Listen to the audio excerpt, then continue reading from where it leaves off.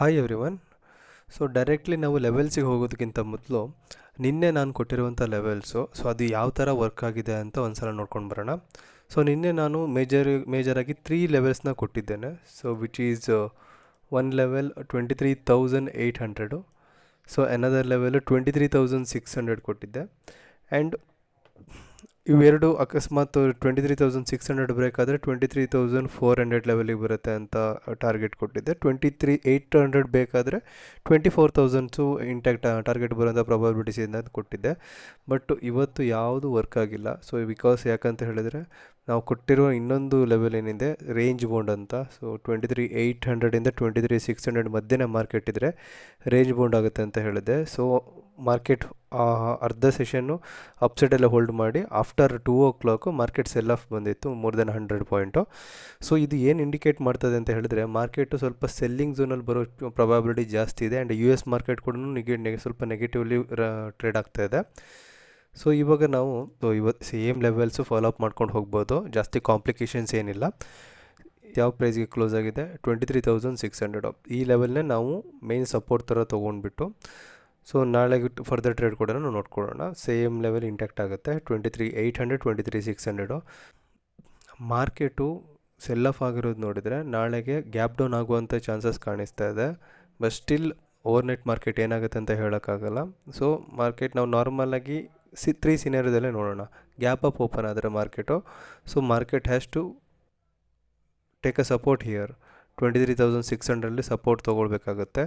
So at least ಒಂದು 1 hour ಆದರೂ support ತೊಗೊಂಡ್ಬಿಟ್ಟು ಮೇಲ್ಗಡೆ ಹೋದರೆ ತುಂಬ ಬೆಟರ್ ಆಗಿರುತ್ತೆ. ಅಕಸ್ಮಾತ್ ಇಲ್ಲಿ ಸಪೋರ್ಟ್ ತೊಗೊಂಡು ಸಪೋರ್ಟ್ ಆಗಿಲ್ಲ, ಫೈನಲಿ ಅದು ಸಪೋರ್ಟು ತುಂಬ ಇಂಟ್ಯಾಕ್ಟ್ ಆಗಿಲ್ಲ ಅಂತ ಹೇಳಿದ್ರೆ ಬ್ರೇಕ್ ಡೌನ್ ಆದರೆ ಸೊ ಮತ್ತೆ ನಾವು 23,400 ಲೆವೆಲ್ನ ನಾವು ನೋಡ್ಕೊಳ್ಬೋದು ಫರ್ದರು.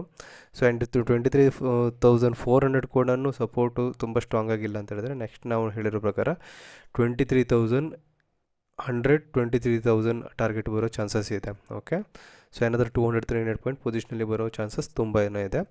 ಸೊ ಮಾರ್ಕೆಟು ಅಕಸ್ಮಾತ್ ಗ್ಯಾಪ್ ಅಪ್ ಓಪನ್ ಆಗಿಬಿಟ್ಟು ಸಸ್ಟೇನ್ ಆಗಿಬಿಟ್ಟು ಮತ್ತೆ ಈ ಲೆವೆಲಿಗೆ ಬಂದು 23,700 to 800 ಲೆವೆಲಿಗೆ ಬಂದು ಅಲ್ಲಿ ಬ್ರೇಕ್ಔಟ್ ಕೊಟ್ಟರೆ ಸೊ ಸೇಮ್ ಲೆವೆಲ್ ನಮ್ಮದು ಇಂಟ್ಯಾಕ್ಟ್ ಆಗುತ್ತೆ 24,000 ಲೆವೆಲ್ನ ನಾವು ನೋಡ್ಕೊಳ್ಬೋದು.